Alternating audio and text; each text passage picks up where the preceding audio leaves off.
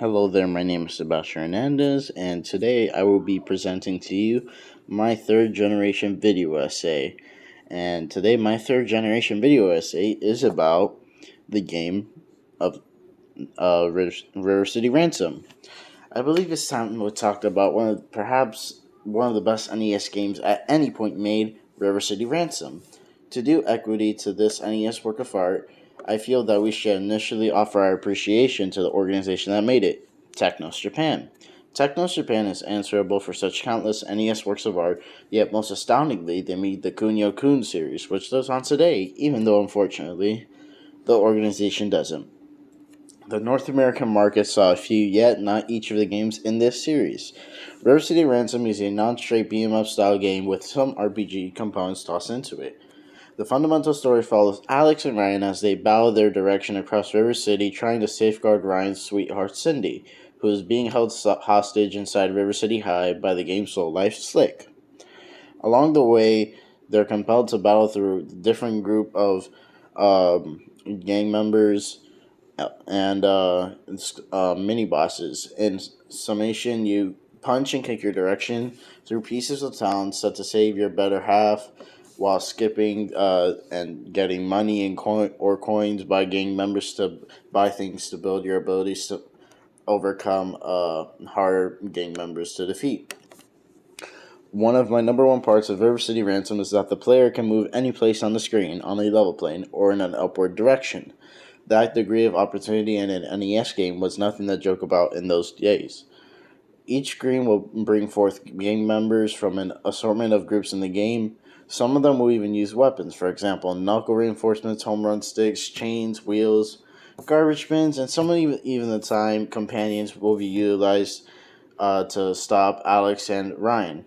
Advancing or going in reverse doesn't need overcoming the gang members on the screen. So feeling like a weakling is completely fleeing like a weakling is completely upheld in River City Ransom. Toward the finish of certain screens will be a supervisor for one of the groups you've been battling. These scaled down bosses are generally a tad bit harder than the gang members that you've been battling. However, the further you progress, the harder the mini bosses will become. Now and then you will enter various towns in which you can buy food that will recharge your well-being and add extra focuses into details. There will likewise be stores to get self-improvement guides that will expand your battling capacities. One town even offers a spa where you could see the primary person's pixelated rear, which it can consistently be comical to see as a child. To save all your advancement, River City Ransom offers a secret phase framework to monitor your process advancement through the game. I've recently voiced my disdain for this framework, as there are a couple of characters that can, without much of a stretch, be confounded while thinking of them down. Just as requiring such countless characters overall, that recording the entire secret word could take up a large portion of the night as you've put countless hours into the game. River City Ransom was such a big hit that there were 16 future installments with Double Dragon, River City Ransom EX, and River City Tokyo Rumble.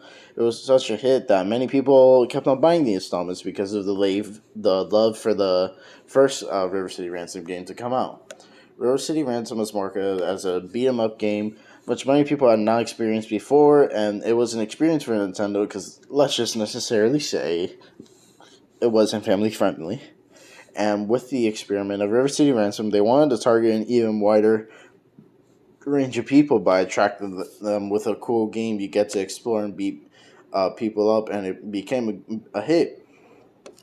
The game emanates with motivation. The cartoony characters are something you can't simply relinquish. They're way prettier than numerous different sprites from the NES period. The game's environmental elements are likewise 8-bit pixel workmanship at its best. Every area is special, and you will not have an issue trying to separate a few spots from others, and that's helpful because you will have to do backtracking in the game. The ongoing interaction, notwithstanding, it's effortless and it's very fun. The second you punch or kick the primary crowd of gang members, you're snared and prepared for more. All of this will eventually trigger the sentimentality. So you would want to punch and kick your direction into River City Ransom. When you first beat the boss moose, starting there on, food and recuperating things get far more costly and harder to possess. Chip insane measures of harm from your well-being bar. You need to step up your person so you can later possess and supervise. So you need to continue to beat gang members down, or even keep on rebeing the ones that you beat in the past and gather money when you beat them. This uncovered one more of the game's shortcomings. It simply quits being amusing to continue to be similar folks again and again. Far more detestable, the bright and drawing and ongoing interaction that the game has toward the star is supplanted by basically spamming assaults on your adversaries utilizing stone hands and dragon feet. The battling procedures that you punch or kick your foes multiple times with the tap of the button until you're finished. When you learn Grand Slam, which awards you with the capacity to spam weapon assaults in a fast progression, the game isn't as fun, and you're just repeating like the same move, and you're just spamming it repeatedly. So every time like if you play it the first time, if you were to return to River City Ransom, you would get exhausted, and afterward your urge search for the game isn't once there as it used to be, and it's not as fun as it once was. All things considered, River City Ransom is for sure an incredible game, yet, like numerous other outdated games, it is a better value when you think back to the days when the title was delivered. The game was somewhat revolutionary. It had RPG components into an activity game like relatively few titles did previously, so it's essentially an examination all alone. The issues that I have with River City Ransom are that I can't process a portion of the gaming irritations that I once had, like when I played it the first time. Level granulating is something that like you're not ready to do today because you just want to rush through it, and it's something that the more youthful and that would work more receptively for persevering. Overall, in this game, I feel like it was a different take on Nintendo, and it offered a different perspective because like it it was a different way for Nintendo to target audiences because they hadn't really had a lot of like beat 'em up style games, or or even RPG games. So it was overall an experiment, and it ended up working as targeting a wider audience of people. And this game sold very well, and I enjoyed doing this project.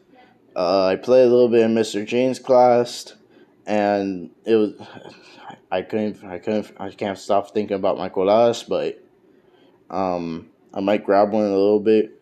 But thank you so much for giving me this project. I really appreciate it, and thank you for watching.